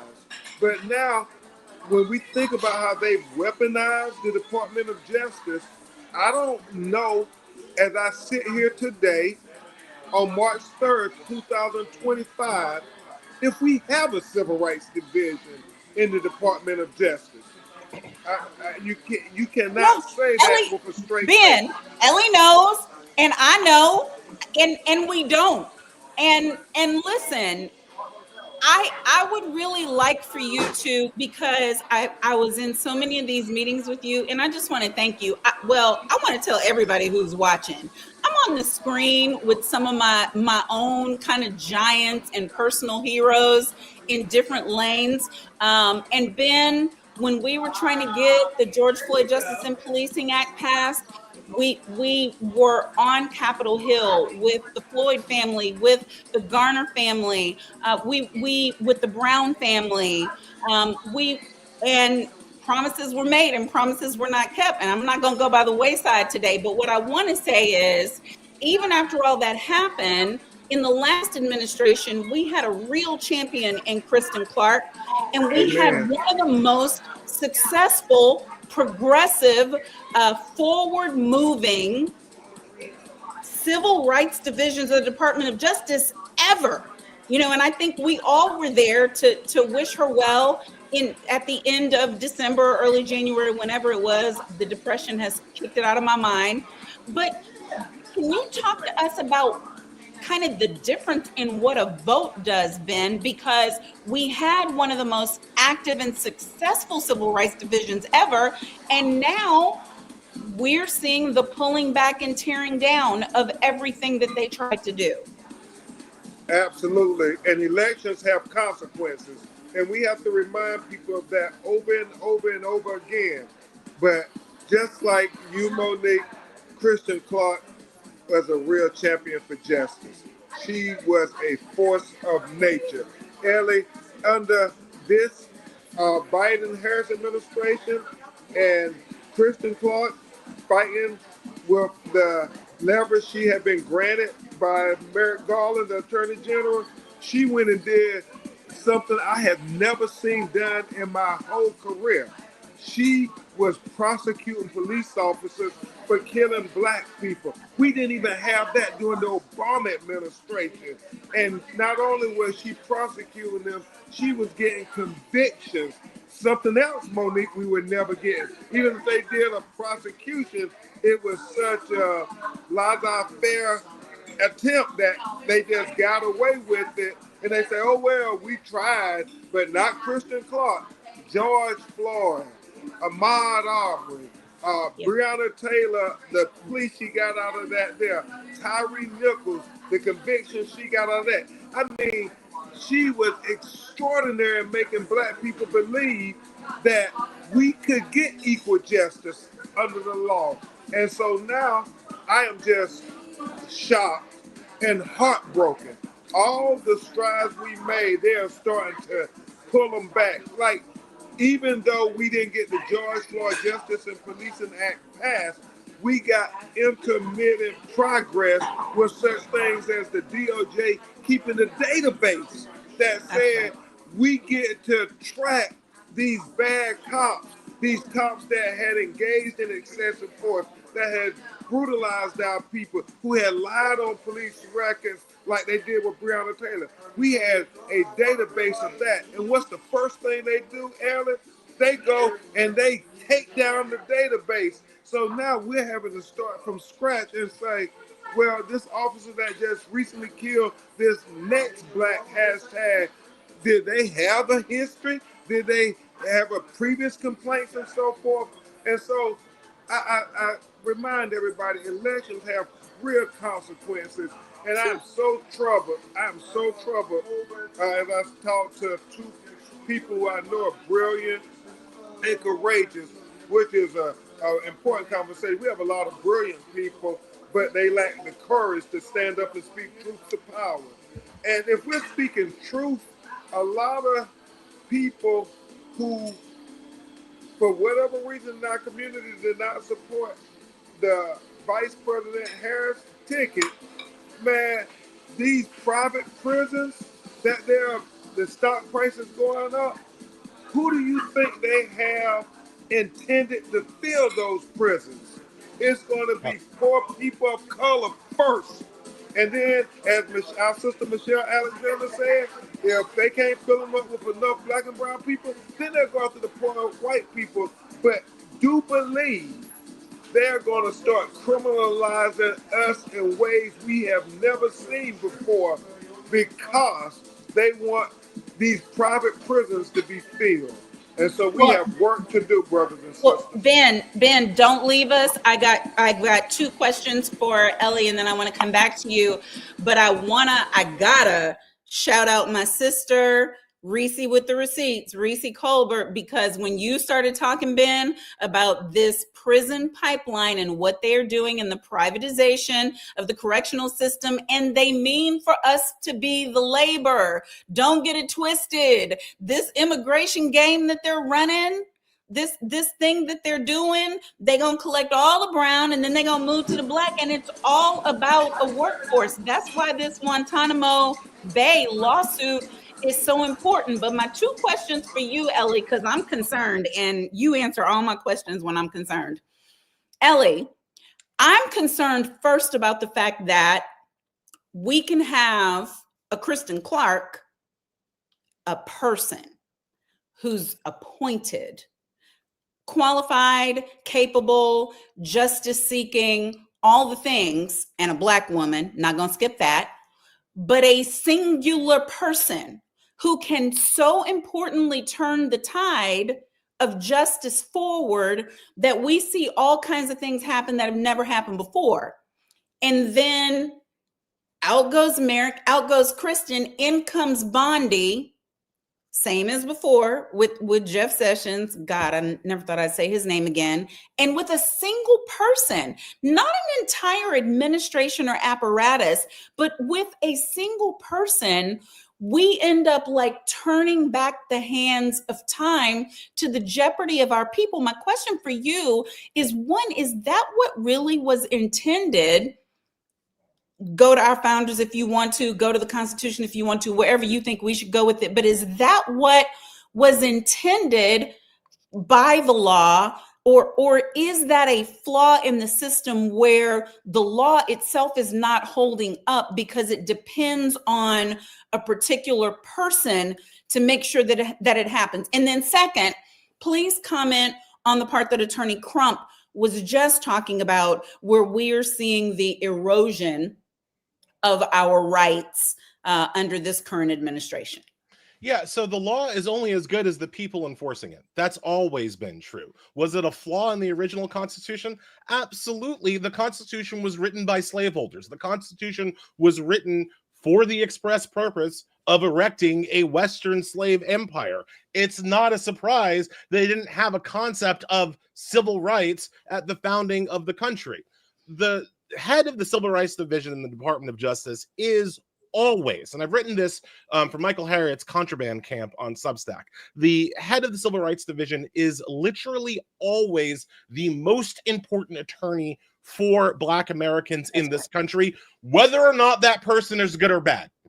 If you get a good civil rights head, you're better off. If you get a bad one, you're worse off. But that person is always the most important. And as Attorney Crump said very eloquently, Kristen Clark was a great one. But let's look at Project 2025, because like so much of what's going on in the current administration, they wrote it down.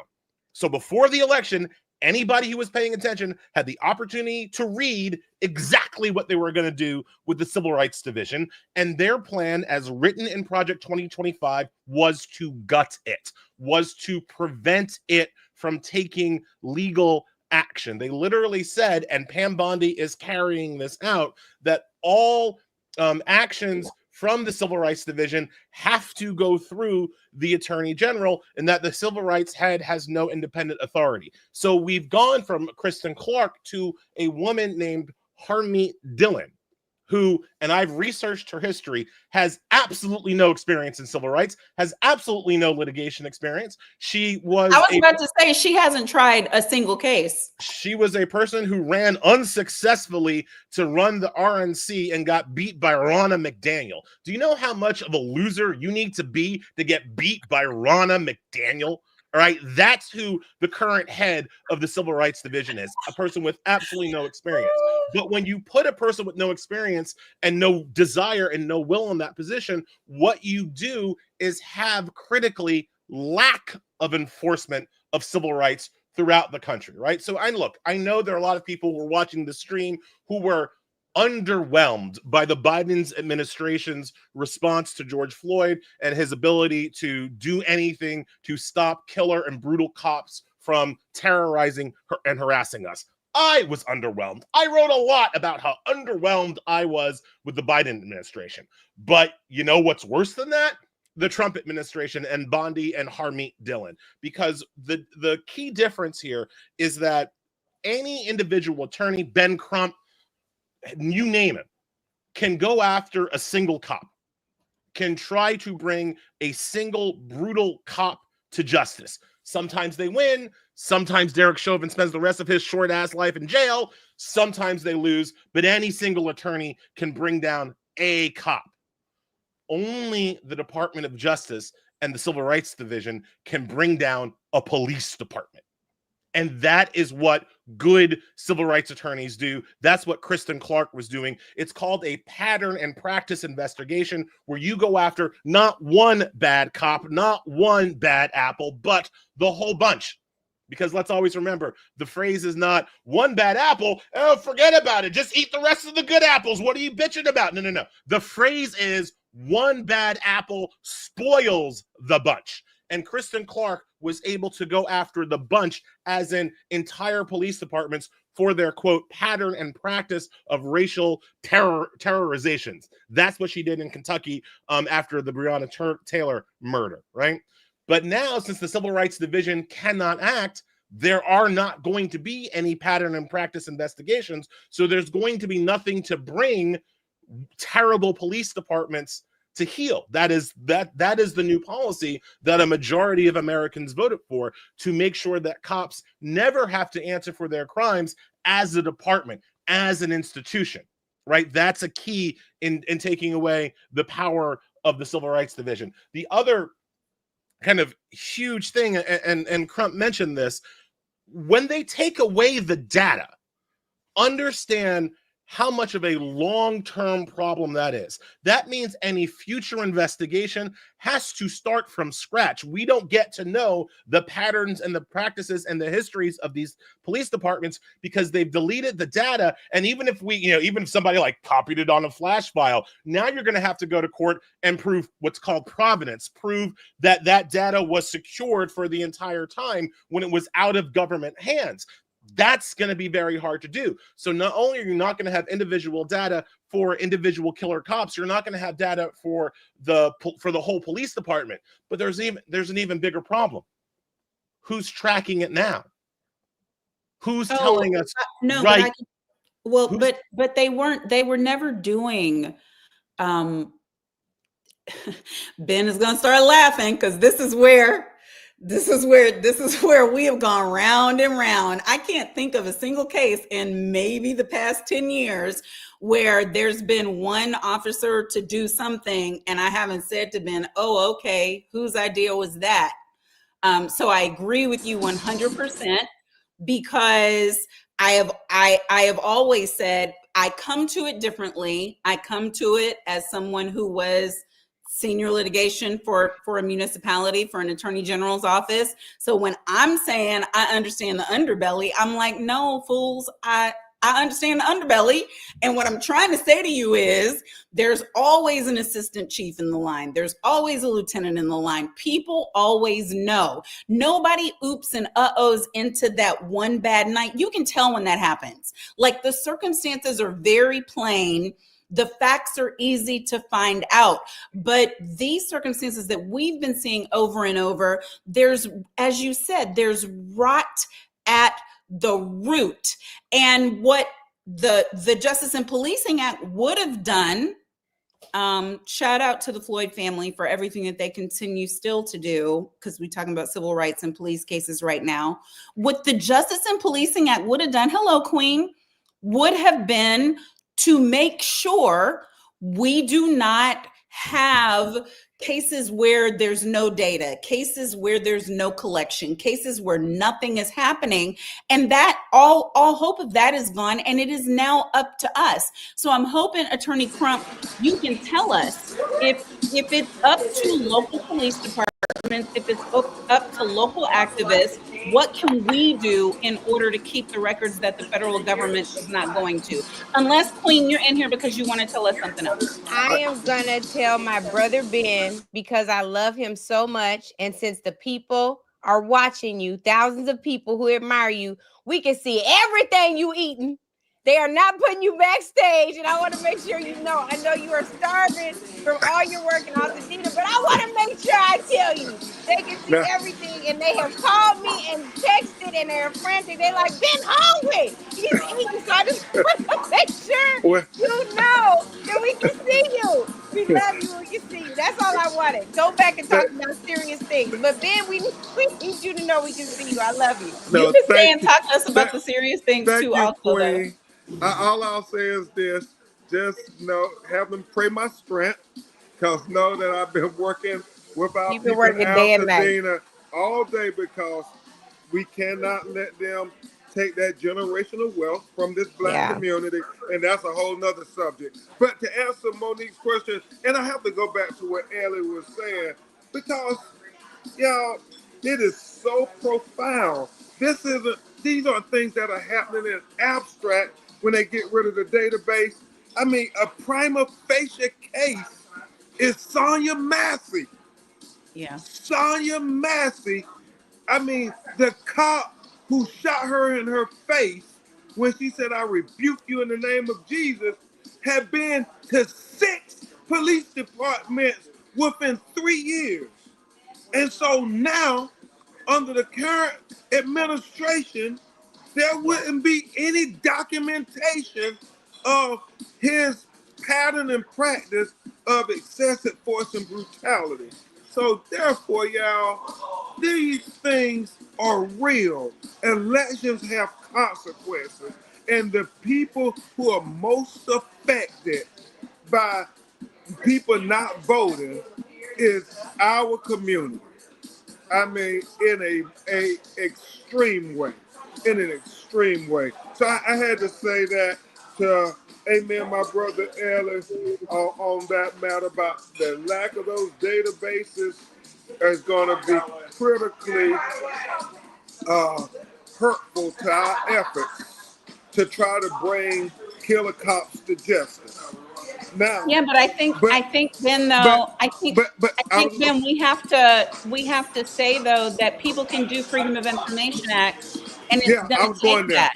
Okay, go I ahead. was going there, and you know, Monique is quicker than most of us. She was already jumping ahead, but you know, we have to revert back to what we did before we had the database. Is it more daunting? Yes, it is, but not impossible. I mean, we got convictions even before they had the database, and we had to file Freedom of Information Act, which is a part of my arsenal. I'm very strategic when we do it. You know, Monique, we've done it before because then you're fighting in the court of public opinion that will have an influence on the court of law. And the one thing I always say, Ellie, when we have to file those Freedom of Information Acts, I say 2 things. I said, well, if the police did nothing wrong, why wouldn't they want to show the world the video so everybody can quit saying, oh, that race baiting Crump, that agitator Crump, he just making up stuff. I say, shut me up. Show the video. It'll be clear. It'll exonerate the officer and the whole nine. And we say that. And then the second thing I always say about videos. Y'all, America is so hypocritical on so many levels. And I've argued in federal courts on numerous occasions on this point. Angela Rye, I ain't eating my food no more. I'm just going to fight on sheer will, even though I'm starving. Uh, the reality is this, Monique, it's a double standard because they say they don't want to show the video because there's a pending investigation and they don't want to taint the investigation and so forth. However, let them have a video of a young brother or sister doing something nefarious. That video will be all over the 6 o'clock news that day. But yet, when it's the police doing something nefarious or violating the policy, they make us wait 6 months, a year, 2 years. They try to do this delay, where nobody even remembers the dead, innocent black person who was shot in the back, saved their family.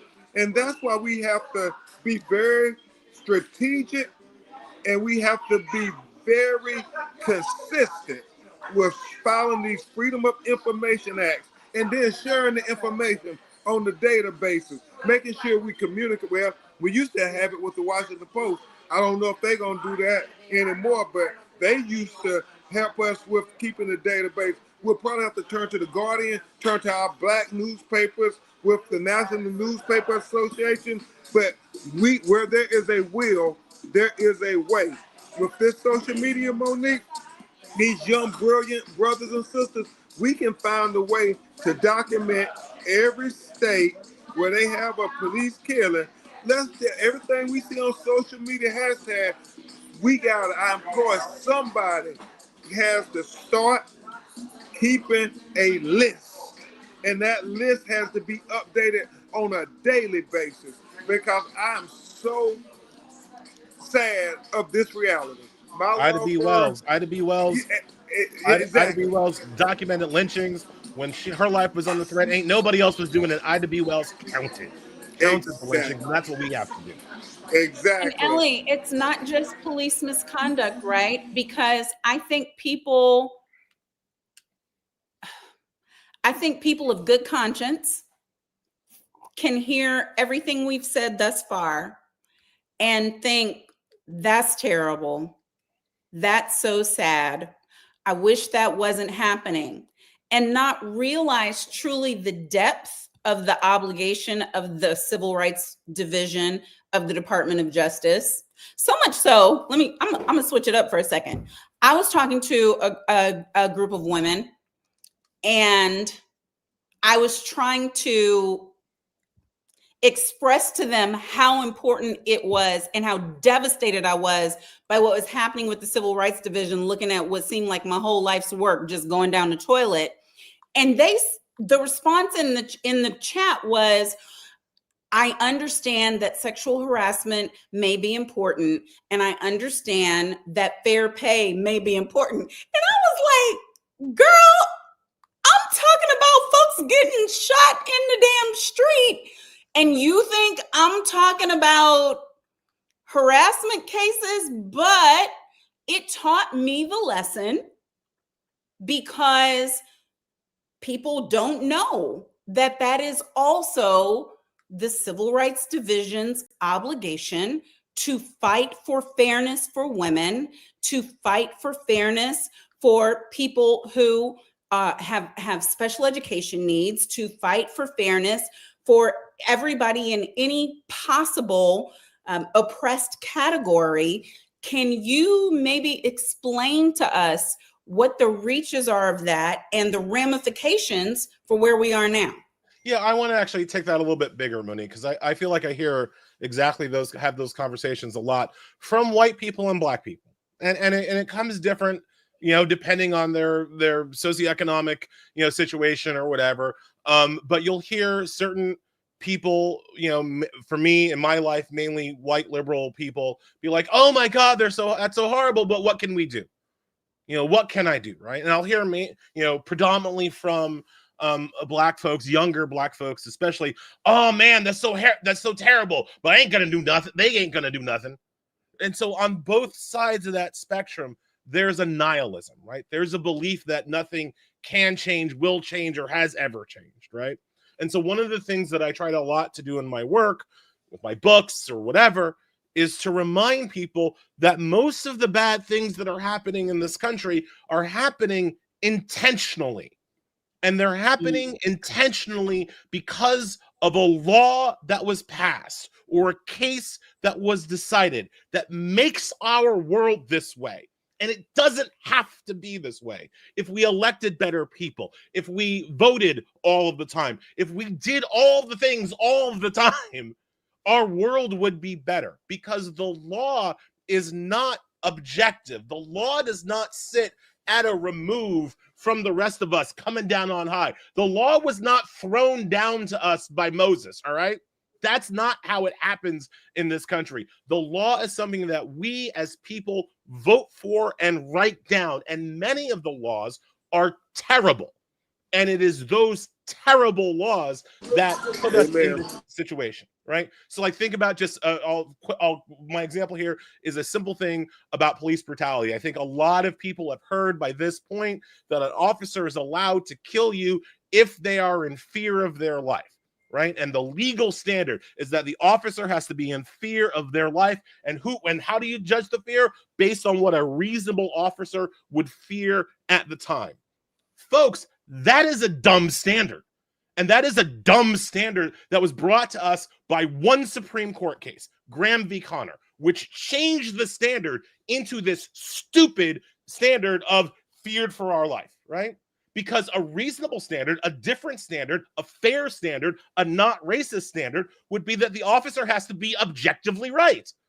So if you shoot me because you think I have a gun and I don't, guess what? You go to jail. Do not pass go. Do not collect $200 from your Truth Social Substack, you just go to jail because you're Yeah, I don't know. I objectively don't wrong. agree with you about that at all, Ellie. An objective No. standard would That's be not an objective standard with a subjective jury. That doesn't make any sense. And we do it all the time in tort cases. We do it all the time in tort cases. Listen, but see, that's the difference, right? It makes sense. Ben is gonna stop eating and start fussing at me about this because he knows I feel 100% strongly. I've been in the company of too many young, poorly trained, or not so poorly trained, black, brown, blue, purple, but they're all blue. They run blue.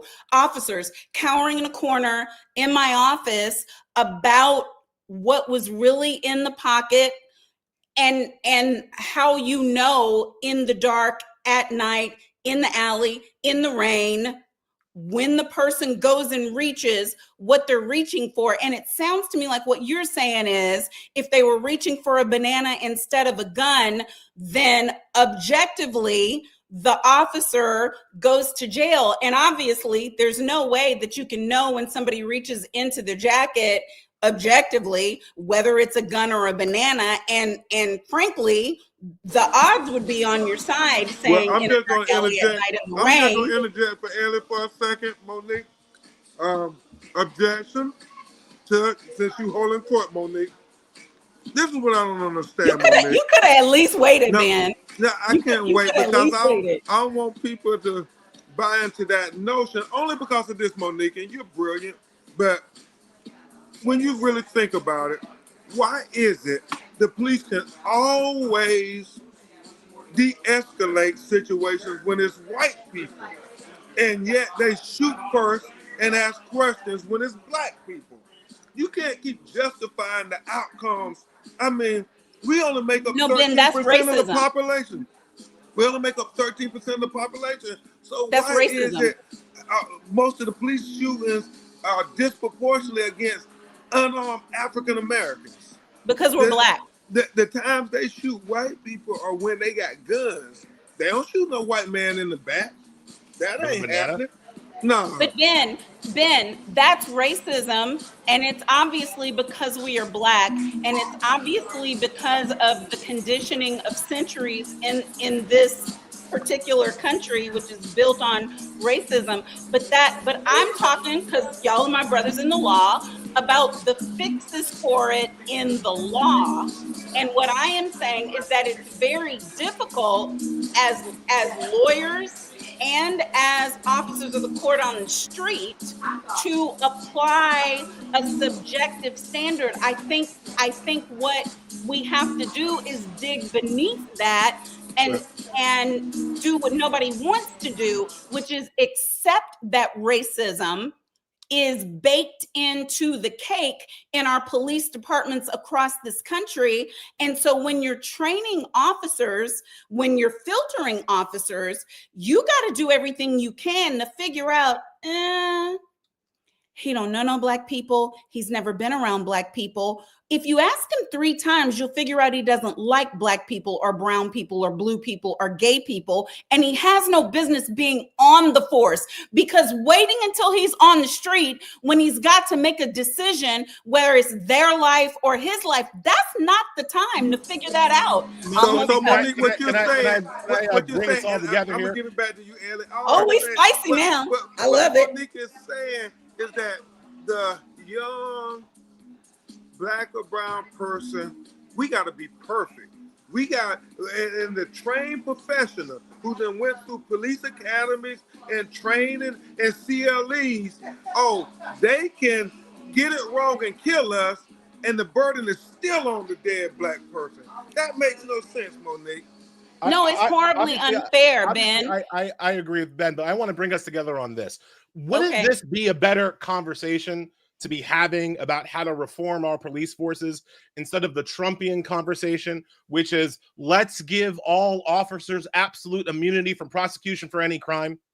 Because I would love to go 5, 6, 10 rounds on this issue with you, with Ben, with everybody here on this chat. But I can't get to this actual discussion about how to best reform and remand our police forces because I've got an orange madman out here who is literally trying to make it so that no cop can ever be sued again, even if that cop commits a crime. And that is what the stakes were in this past election, and that is what we are fighting right now. This idea that police officers enjoy or should enjoy some kind of absolute Trumpian immunity, and I call it Trumpian immunity because that's the immunity he got from the Supreme Court. Trump now wants to give the immunity that he got from the Supreme Court to any cop on the street for any crime, not for a non-crime. I mean, they already have qualified immunity for various reasons. Trump is talking about giving them criminal immunity to commit crimes while they are, as long as they have a badge on, right? So while I think this conversation is great and I'd like to go deeper, I also want people to stay focused on what the true threat here is. And the true threat here is what Trump is doing and how he would like to use his federal power, having cut out the Civil Rights Division, having neutered the Civil Rights Division, how he would like to use his federal power to further empower the cops to terrorize us without consequences.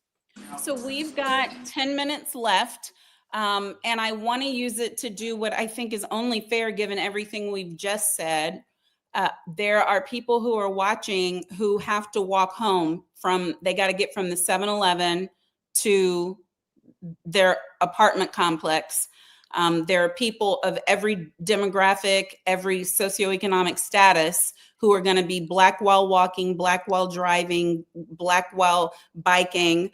And they, one, need to know what their rights are, but two, they need to know whether they're supposed to exercise them or not.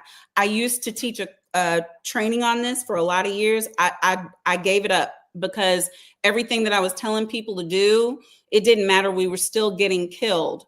But I think now, whether it's functional or not, we need to give something to people. So if you could, Ellie, do 3 minutes of know your rights and stay alive, or whatever your parting words are to those who are watching, mamas who are gonna have to say something to their kids. And then Ben, you do the same, and then I'll do the same. Well, I've got, thank you for that question. So I've got two young Black boys, 12 and 9. And so, the 12-year-old, the talks, because, it's never a talk. It's a series of talks because you got to tell these kids 1,000 times before they even clean up their room, much less know how to act, right? The talks have already started with the 12-year-old. The talks have already started with the 9-year-old. And on this particular issue, I always try to make sure that they understand is that we can talk about their rights. We can talk about what they should do or should not do. In the moment, the person with the gun is the person who's right. Mm-hmm. Whatever objection, situation, whatever they think, in the moment, the person with the gun is the person who is right, and you do what they say, and that's your best way to stay alive. And then you go to the police station or wherever they want to take you, and then I show up, and then I can fight for your rights, right? So that's just the overarching number one thing. Number two thing, I always tell my kids, I think any person should know this: don't say nothing to no police officer ever. Even if you're right, even if they're wrong, even if you got the video, you got the Holy Ghost power. Never say anything to a cop ever. Yeah. The only word you say to a cop is lawyer. Perhaps if you're feeling really chesty, you can say, "Am I under arrest?" And if they say yes, then you say lawyer. If they say no, you say, "Am I free to go?" And then you walk away. You never say anything to a cop. I don't care how innocent you are. I don't care how much you didn't do it. I don't care how eloquent you think you are. It's never worth it to try to talk yourself out of the situation. It's always worth it to say lawyer, lawyer, lawyer until you get one, right? And so with those two overarching standards for, again, my 12-year-old and 9-year-old, whoever has the gun makes the rules. Never say anything to a cop other than lawyer, or for my kids, lawyer or parent. Mommy or daddy also works in that situation, right? With those two overarching rules that you try to ram in every conversation, every teachable moment, all the time, from there, you can kind of talk about the larger kind of like, this is how you behave, this is how you do this, don't that. But if you have those two rules, that's as safe as you're going to be. Okay, Ben, 3 minutes. Yeah. Okay. Thank you so much for this very engaging conversation, Ellie. I always feel more intelligent after I listen to you, brother. So thank you. Monique, you are, you know how to ask the right questions to really engage us. I guess I'll simply say this. We must remember